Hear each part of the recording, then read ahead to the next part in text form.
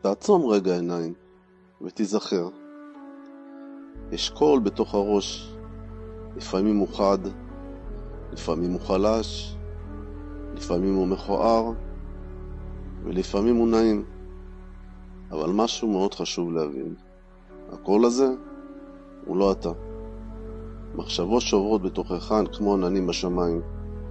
הן מופיעות, משתנות, נעלמות. אתה לא השמיים, אתה לא עננים, אתה זה שמבחין בהן. המוח שלך מנסה תמיד להגן עליך.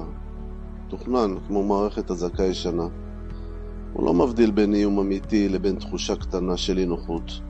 פשוט צועק, שים לב, תיזהר, אולי תיפגע, ואז הוא מציף אותנו במחשבות שמרגישות כמו אמת מוחלטת. אבל זו אינה אמת, זו תגובה קדומה, מנגנון הישרדות, שנועד לשמור עלינו. אבל לפעמים הוא הופך עצמו לאויב, שמרחיק אותנו מהחיים, מחוויית החיים. הרי המוח שלך לא מרגיש באמת כאב, הוא לא מרגיש אהבה, הוא לא מרגיש פחד, הוא רק מייצר אותות. אתה זה שחווה את הפחד, את הכאב, את האהבה. אתה הבית שבתוכו הדברים עוברים, והמנגנון הזה, בלי כוונה רע, מתחיל לזרוק מחשבות שמקטינות אותנו, שמפרידות אותנו מעצמנו, שמספרות לנו שאנחנו לא מספיק, שאנחנו נחשל, שהעבר חוזר, שצריך להיות מוכנים תמיד לפגיעה. אבל יש כאן סוד קטן. מחשבה היא רק משפט, רק צליל פנימי, רק גרסה של סיפור. היא לא זהות, היא לא גורל, היא אפילו לא אתה.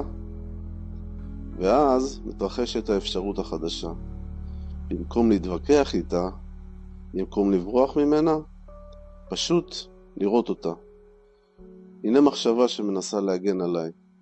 הנה קול שמספר לי שאני לא ראוי, כי הוא אולי חושש מפגיעה. הנה דימוי שמזכיר לי כישלון ישן, כי המוח לא רוצה שנחווה אותו שוב. אז אני אומר לו, תודה מוח יקר, אבל אני בוחר אחרת. וככל שנלמד לשים את המחשבות שלנו לשולחן ולא בתוכנו, משהו נפתח, מרווח קטן, שקט דקיק. שם אנחנו מתחילים לחיות. שם אנחנו באמת מתחילים לבחור. שם אנחנו מתחילים לחוות חיים שאינם נשלטים על ידי סיפורים אוטומטיים.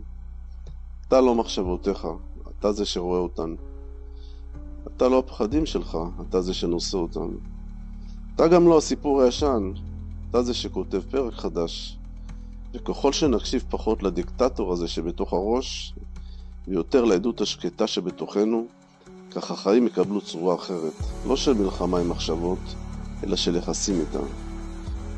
הן חלק ממך, אך הן לא אתה. הן באות, צועקות, הן מרגישות, אמיתיות באמת, אבל אלו בסוף עננים, ואתה תהיה תמיד השמיים.